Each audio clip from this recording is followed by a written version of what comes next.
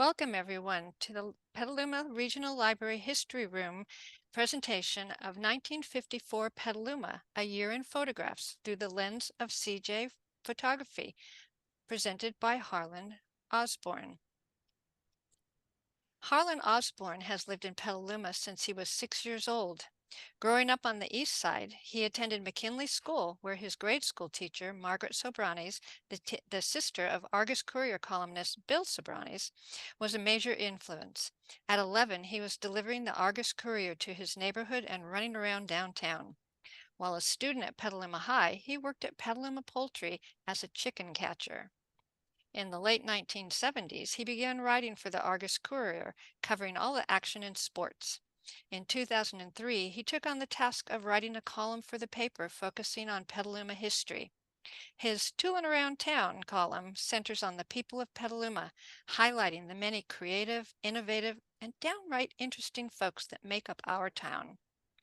In 2010, Harlan was recognized as a good egg for his many columns sharing the word that Petaluma is a swell town to grow up in. Harlan, welcome. Thank you for joining us. Thank you very much. Tonight, through a rare collection of black and white photographs taken by Cee-Jay Photography, which was named after its owners, Floyd Colvin and Gordon Johnson, we're going to turn the clock back 70 years to 1954 Petaluma.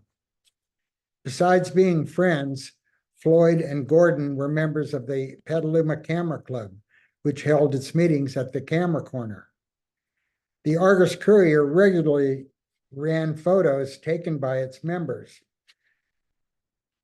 Cee-Jay Photography also specialized in weddings, civic events, senior photos, and more. Their studio was in Johnson's Payran Street garage. These photos are the only ones we know of that aren't in family albums. Everything belonging to the Cee-Jay photo business was destroyed in the flood of 1952, the entire collection of prints and negatives. These remaining photos are of businesses and buildings that left indelible memories of Petaluma as it once was, remnants of the early pioneer days and our blue-collar heritage. We think there were many more photos, but they were lost.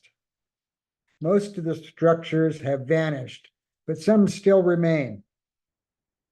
After a quick look at some civic landmarks, we're going to pretend to walk down Washington Street and onto East Washington, into East Petaluma, a place that once had its own identity, but unfortunately, that identity was wiped out in the name of progress and development. As we take this walk, I want you to imagine both Washington and East Washington Street as a much narrower path, a two-lane street with parking on both sides. The east side buildings formed a memorable gateway to East Petaluma. Throughout this presentation, I might refer to some things in a negative manner, tongue-in-cheek. I want to remind you that I'm not here to criticize, but I do lament the loss of so many of our landmark buildings that reflected our character. Petaluma used to have a reputation for its numerous bars and gas stations and churches. Downtown became a place of banks, parking lots, and empty lots. I have memories of a Petaluma that doesn't exist anymore. I want you to know that I accept change. Just to prove it, here's a picture of me in 1954 in the second grade at McKinley School, which was where Margaret Sobranes taught me how to make words out of the ABCs. As Connie mentioned, I grew up on the east side, and many of these east side businesses were on my Argus-Courier paper route, which I will allude to at various times. We're going to take a look around town, going back to when we were a town of 10,000 residents. The mayor was Vince Schoening. We had 3 sets of stoplights. They blinked at midnight. And Highway 101 still ran through the middle of town. I want to remind you that this was the end of an era. When the freeway opened, it drew business away from downtown, forever changing the demographics of 3rd Street, Main Street, and North Main. Here, we're going to begin with the City Hall. These are the landmarks. The Petaluma City Hall was built in 1886 for $15,500, which is about $510,000 today. It was raised in 1955 to make way for 13 parking places in the A Street parking lot. Here's the Petaluma Fire Station, referred to as number 1. It was built in 1938 at 198 D Street. And it was a Brainerd Jones designed Art Deco building. Here's the public library at 24th Street. It was designed by Brainerd Jones also and opened in 1906. Here's the post office, which was built in 1932 on the former site of the John McNear Mansion. It's in the colonial revival style. Now we're going to pretend we're driving into town from the various directions. Here's the view coming in from the north. On the right would be where today is John's Dairy Supply, and on the left would be where Jay and Bill's Tire. Here's a closer view coming into town. The street you see on the right here is Magnolia Avenue. And in the distance, you can see the town clock spire. Here's the view coming in from the south end of town at the bend. On the right, you would see the former George McNear Mansion, and on the left is where the bowling alley is. Here's turning the camera to the south. This is the 101 freeway overpass that was under construction in 1954. And here's a view coming in from Bodega Avenue. You can see how rural it looked. There were no shoulders, no sidewalks, and it was still country right there. Here's the view coming in from Western Avenue, just past the junior high, which would be on the left. And here's the view entering from D Street, looking east towards D Street, on D Street. So now we're going to pretend to head down Washington Street. As we take this walk, we must remember that it was a 2-lane street at that time. Many of us remember when Washington Street dead-ended at Howard Street. Here's the Healy Mansion at 400 Washington Street, built in 1902 for businessman Dennis Healy, who served on the Petaluma City Council from 1911 until 1919. William Sorensen bought it in 1939, and it became Sorensen's funeral home. It was demolished in 1969 to make way for a Union 76 station, and today it's an empty lot. Here's the Weiss Floral Shop at 311. Remarkably, this building still exists. It was changed to the Chalet Florist for a long time, which most of us remember it as. Here's Pepper Kindergarten. This was on the corner of Liberty and Washington Streets. Was built in 1884 for William Howard Pepper, a wealthy nurseryman who visited Germany, where kids who attended kindergarten were better prepared for school. He wanted Petaluma's kids to have the same opportunity. Here's the former parent funeral chapel at 216 Washington. It was designed by Brainerd Jones in a neoclassical style. Dennis Healy also had this building constructed in 1902. Art Parent was mayor of Petaluma from 1957 until 1961. Here's the Weller Hopkins Furniture Store at 200 Washington Street. As this, it was here it was built in 1874 for Manville Doyle, the founder of the Exchange Bank, and raised in 1961 to become the Sierra National Bank, which later became West America Bank. I'm of the belief that this original building would have made a wonderful boutique hotel with shops on the first floor.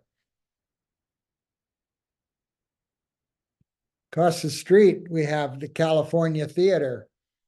This opened as the Hill Opera House in 1904 by the Hill family, and it became the California Theater in 1925. In 1955, a fire razed the insides of the building, and when it reopened, it was called the Cal Theater. It later became the Showcase, and today is the Phoenix Theater. Here's the Hotel Petaluma. On the right, where you see the awning, was Rose Piezzi's flower shop. Rose Piezzi was a longtime Petaluman and highly regarded around town. Here's a view from the east showing the Redwood Room, which occupied that corner at the bottom. Here's what is known as Gilardi's Corner. This was Gilardi's bar at Washington and Kentucky. It was a lively night spot and home to the birth of the world's wrist wrestling tournament.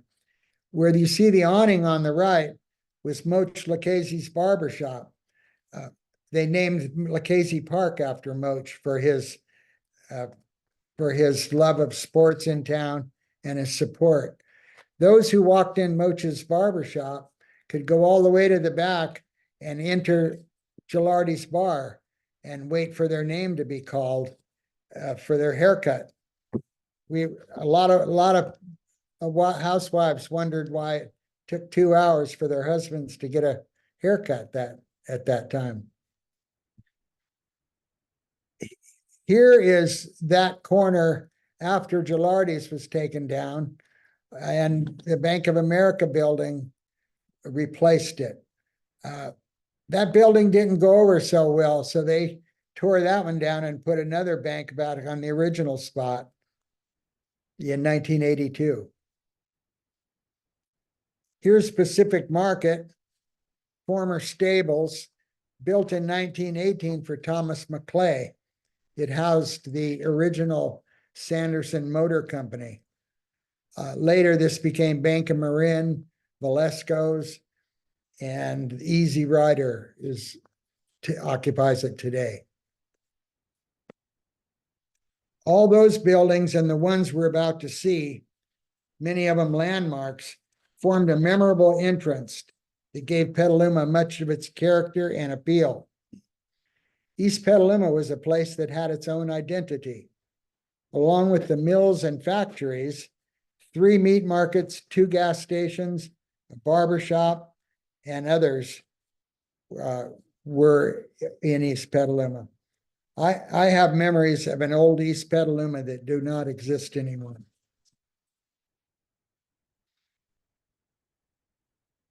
Here's the entrance from the Boulevard and Washington Street. This was the Miller Building. It was originally the McCune Building, built in 1859.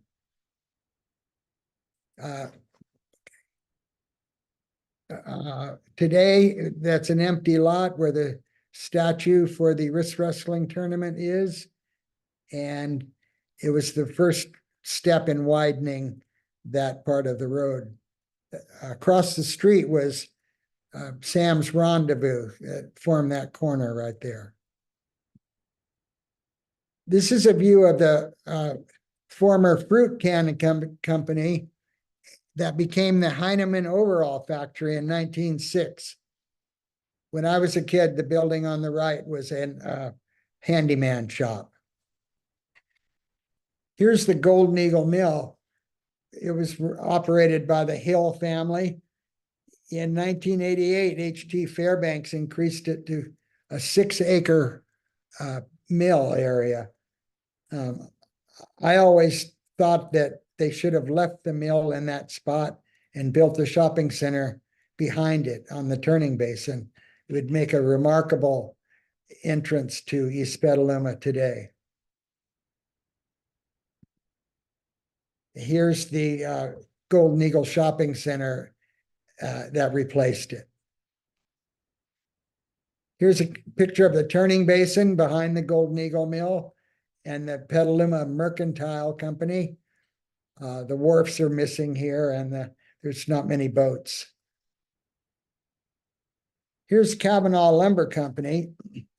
Kavanaugh Lumber Company was opened in 1867. The stones seen here were from the original building that was destroyed in the 1906 earthquake.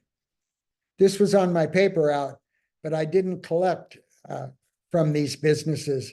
I didn't collect from the Golden Eagle Mill either. I think that these old pioneer families paid up at the office or didn't pay at all because they had connections with the Olmsted family that owned the paper. Here's the Yosemite Hotel. This was a 5-sided building built in 1905 and demolished in 1971 for the street widening. It remains an empty lot.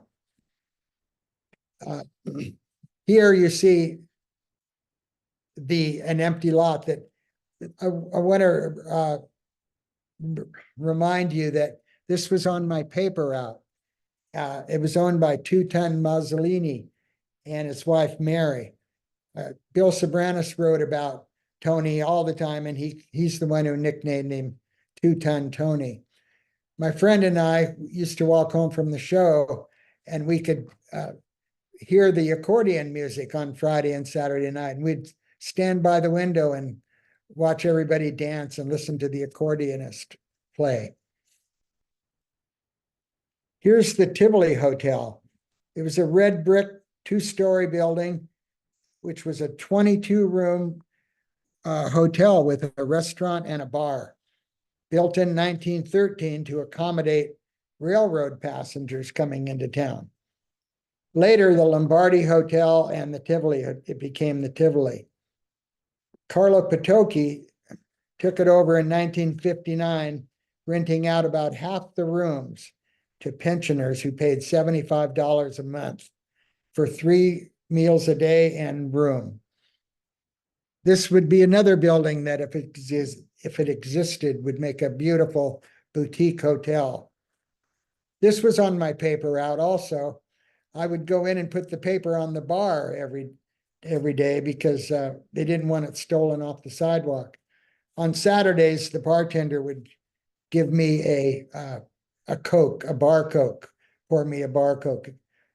I also want to mention that there was a bocce ball court at the end of the route. Okay, here's the Tivoli as it once looked, and that corner now with the Taco Bell Mexican restaurant on that corner. Now we're going to look at some schools. This is the original McKinley School. This was on the corner of Vallejo and East Washington Street. It was built in 1911. This is on this corner where the Whole Foods Market is today. It was a 2-room schoolhouse that actually replaced a 1-room schoolhouse.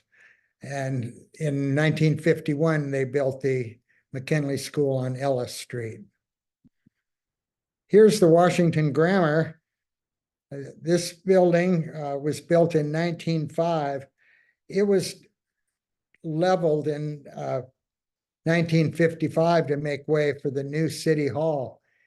I'm told that this building was constructed so well that when the demolishing company came, they had to go back and get a larger wrecking ball because the building would not collapse the way they predicted. Here's Philip Swede's school. It's named after Petaluma merchant and president of the Board of Education.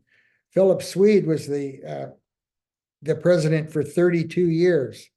So they named a school after him. This opened in 1927. Here's what was called the Lincoln Primary. I believe the photographers were shooting the columns. These buildings were all architecturally drawn by Brainerd Jones. And I believe that Gordon and Floyd wanted to highlight these columns. Here's the Petaluma High. This was the second Petaluma High School. This was built in 1915 and raised in 1958. Here's the Petaluma Junior High. Petaluma Junior High was on the land on Fair Street and English on that corner. It's a playground now for the girls' sports at Petaluma High. The junior high, the building started collapsing actually during school hours in 1958. And everybody went on double sessions at Kenilworth Junior High after that until they built the new Petaluma Junior High. Here's the brand new McNear School, built in 51. It and McKinley and Valley Vista all were built within a couple of years to replace those former schools. Now we're going to look at some industrial sites where we worked. This is the Western Dairy Products. This was on the corner of what was then Hopper Street. It's now Lakeville and East D. The Western Dairy Products, this is the Burdell building, which was the Burdell Creamery established in 1898. Here's the Southwest Pacific Lines, the rail yard. The railroad had these trailers and the warehouse here, which is today the Petaluma Arts Center.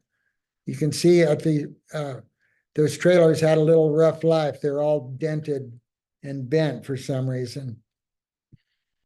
Here's a new tractor for Nielsen Freight Lines, 1953. Actually, this was a new trailer. We threw this in there just to show you part of the trucking companies that were around town. This is the Pioneer Shell. Oyster shells were brought up the creek as early as 1900. In 1907, George Onson opened the South Bay Shell Company, and it remained a shell company for 110 years. In the 20s, Hans Beck brought barges of dredged shells up the creek. This plant, you see, was opened in 1950. The name was later changed to Morris Shell, then Jericho, and finally Lynn Marine. There's a wonderful story about how Barbara and Mitch Lynn went through, hassled with Southern Pacific over this property and the McNear Peninsula, which later became part of the peninsula, became Steamer Landing Park. The Lynns, for all their efforts, were named the Good Eggs of Petaluma in 2023. Here's the steamer Gold Landing looking to the east. In my opinion, this was the worst angle they could have shot to give us a description of the steamer Gold Landing. You can see a barge on the river on the right-hand side. Here's another shot of the turning basin. This is the Petaluma Ready Mix. When it opened, it was in 1945. It was built by the Napa Ready Mix Company to support the Ben Gerwick Company and later Pomeroy, who made bridge girders. They made concrete reinforced steel bridge girders. It's been shamrocked since 1970. Here's Sunset Line and Twine, the former Carlson-Courier Company, which founded in 1892. It became Sunset Line and Twine in 1940, and today is a Hampton Inn. This factory was the Royal Tallow and Soap Company rendering plant. For all practical purposes, this was Petaluma's first recycling plant. Known as the invisible industry, rendering was carried out for centuries. In Petaluma, it solved a major disposal problem for the dairy animals and poultry industry, which turned their disposed animals into fragrant soap. Now that's alchemy. This plant was built in 1941 by the Rickey family. It became a transfer station in the 70s and closed in 1994. Here's the Hine Brothers Rock Quarry. This is truly one of Petaluma's oldest businesses. It was operated by the Lorenzen family from 1858 until 1925. When the quarry was leased to Mark and Melvin Hine, they had a construction company on the adjoining property. In 1944, the Hine brothers bought the 12 acres next to the quarry, and in 1948 bought the 20-acre quarry itself. I did an interview with a man named Charlie Moeller. Charlie Moeller was a native Petaluman who married Melvin's daughter, Gwen. Charlie was a music major. He actually led the Stanford Marching Band in 1954 onto the field. Very interested in music. He played locally. He told me once that he played a gig in high school, and he made as much money on one night as his father had made in 1 week. His father was impressed. He also told me that while at work one day, this big shiny Cadillac drove in, and a well-dressed man got out and asked Charlie if he could come back and take photographs of the quarry for an upcoming music album he was going to make. So Charlie allowed them to do that. He posed in the old dump truck next to this steam shovel, and it turned out that musician who drove in was Miles Davis, the legendary jazz musician, and the album was called Dig. This property is now Quarry Heights, as you can see by the lower photo. This is Kavalheim, the Kavalheim manufacturing. This modest and unassuming manufacturing plant is also one of Petaluma's longest businesses. Kavalheim builds large industrial-sized machines that are essential in the manufacturing of pre-hung door assembly and door jamb equipment. They actually make the machines that make these huge door jambs and door assemblies. Technically, they have automatic routing and boring machines, miter spline trim saws, specialty machines for edge patterns. Inside the business, they have an engineering division, a machine shop, welding, assembly, and electronics. From raw materials to a finished product, their assemblies are shipped worldwide. Here's the Kresge Manufacturing, originally Kresge Brooder Company. It became the manufacturing of brooder stoves, of actually home stoves in heaters in 1919. It moved into the former Corliss Gas Engine Company in 45. And in 1971 became Kresge Signs. Here's the Petaluma Cooperative Creamery. It was established in 1913, and today it's a cheese factory. This is Stonich and Arvold Lumber and Milling Company. It was owned by Gottfried Stonich and Oliver Orvold. They supplied the lumber to build the Two Rock Army Ranch Station, which is now the Coast Guard station out at Two Rock. Later, this acreage was turned into the Town and Country Shopping Center. As you can see here, that building is the Acre Pizza. Godfrey Stonich was married to Paula Stonich, well-known and highly regarded Petaluma High's teacher that everybody remembered. If you had her for a teacher, you never forgot. You never forgot the last day of school, especially because you survived Mrs. Stonich. We're going to look at some motels that were on Main Street and the boulevard at that time. This is Olson's Motel. This was next to the Arvold and Stonich Lumber Company. And it's currently gone. It was razed. This is the Casa Grande Motel. This was at 307 Petaluma Boulevard. It's built in 1948.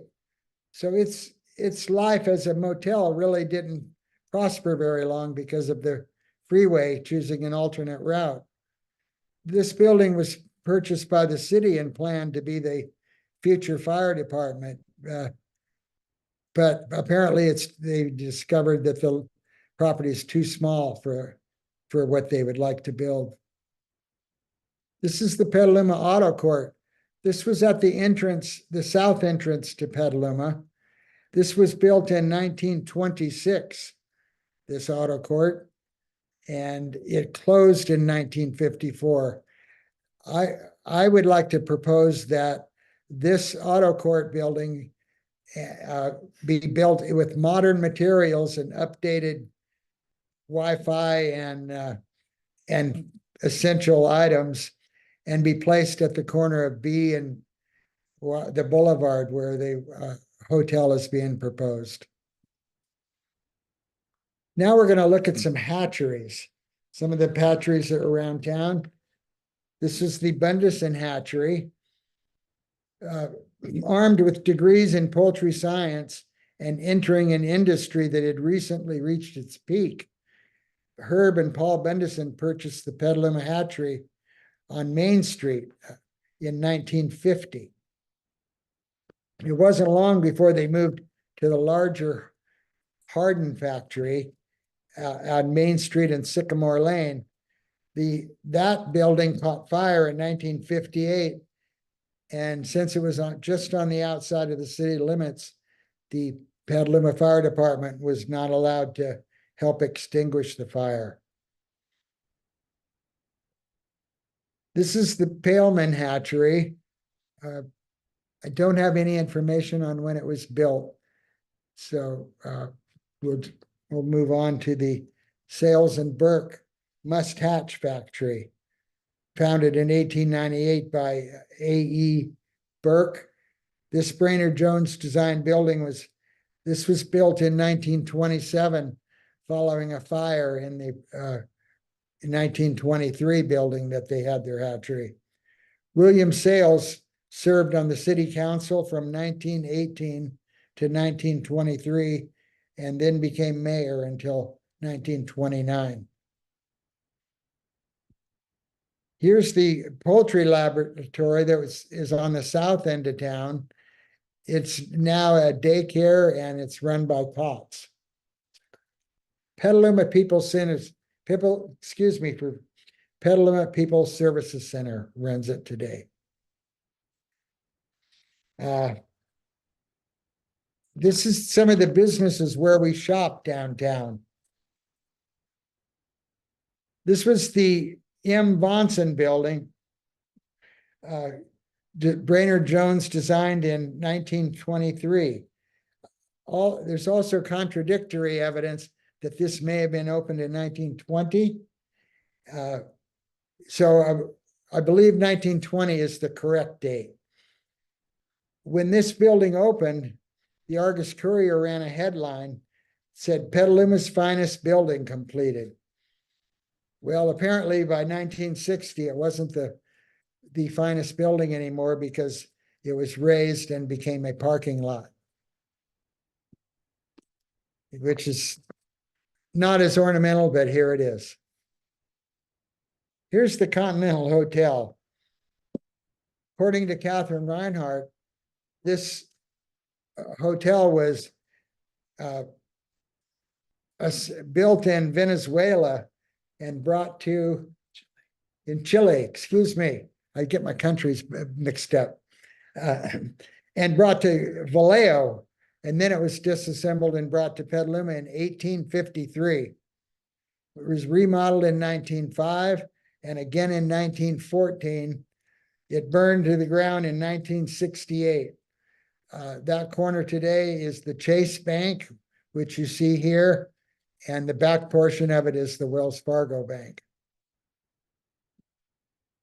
This is the Prince Building, opened in 1910.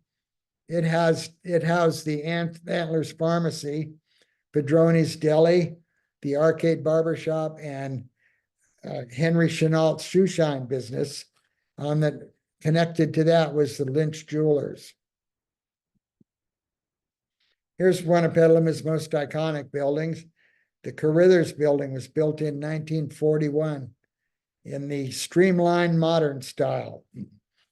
After Carithers closed, Couches, etc. was in there for many years, and today it's Amy's Kitchen owned. Here's Denton's Apparel. There were 4 ladies' apparel stores on Kentucky Street at that time, and 2 more on the Main Street. And this one was where the women like to shop. Down the street further is the Schluckabeer Gwynn building, also Brainerd Jones designed. It opened in 1904 and was occupied by millinery works primarily. Schluckabeer was a real estate investor, and Gwynn was a banker in Petaluma. Here's Mattei Brothers. This is when Mattei's was on the west side of the street at 131 Kentucky. Following the fire on 1955 on the other side of the street, it moved to where Copperfield's Books is now. Fred Mattei was the mayor of Petaluma from 1979 until 1987. And that is the Golden Concourse, which is the opening that was made formerly through that spot. Here's the PG&E office that was on Main Street. And here's what it is today. Here's F.W. Woolworth, the dime store in Petaluma. This building was replaced another building that it caught fire, and it was a downtown landmark for having its variety of novelties.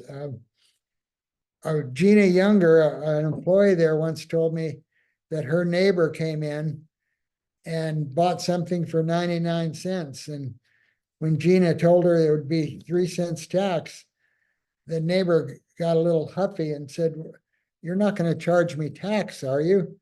And Gina replied that, well, she had to. It was government ordered. And the lady responded by saying, "Oh, I thought we were friends." Moving down the street, this is the American Hotel, and it was also the first site of Lombardi's men's store, and it shared the bottom storefront with Lucille's. On Lucille's sign, it says blouses, lingerie, and hosiery. That was their specialty. In the middle is this Singer sewing machine store. This is the Ott Stationery and the U.S. Bakery. The Ott Stationery was taken out for the Golden Concourse, which you see here. Helen Putnam Plaza is what this is called. Here's the J.C. Penney store in the early 1950s, when it had the cast iron facade that covered by a stucco and tile slip cover. Fortunately, that was removed, and the original building that was built in the 1860s was exposed and brought nice color back to downtown. This is the Independent Order of Odd Fellows building, built in 1865. If you can see the right-hand portion of the building, that was added in 1926. You can see there's a little different to the storefront there.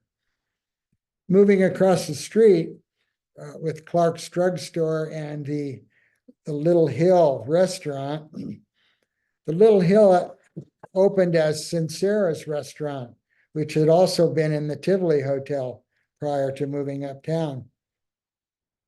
Peter Musso remodeled this restaurant into an upscale dinner house in 1948. He lured Earl Bond away from the Redwood Room at the Petaluma Hotel to play dinner music from 6 to 9 p.m. The building was later sold to Al and Lena Stefanoni. Al Stefanoni was remembered as a gruff manager who insisted patrons have a drink before they have dinner. And during the era of when boys started growing long hair, he refused to serve anybody that brought in a boy that had long hair. Here's the Montgomery Ward building. This was at the foot of Western Avenue and Main Street. In my belief, it was replaced by the ugliest building in town. That's just my feeling, but it would sure be nice if that original building lasted and we could have made shops and stores out of that. Across the street is the American Trust. It opened as the Petaluma National Bank originally, and this building was built in 1926.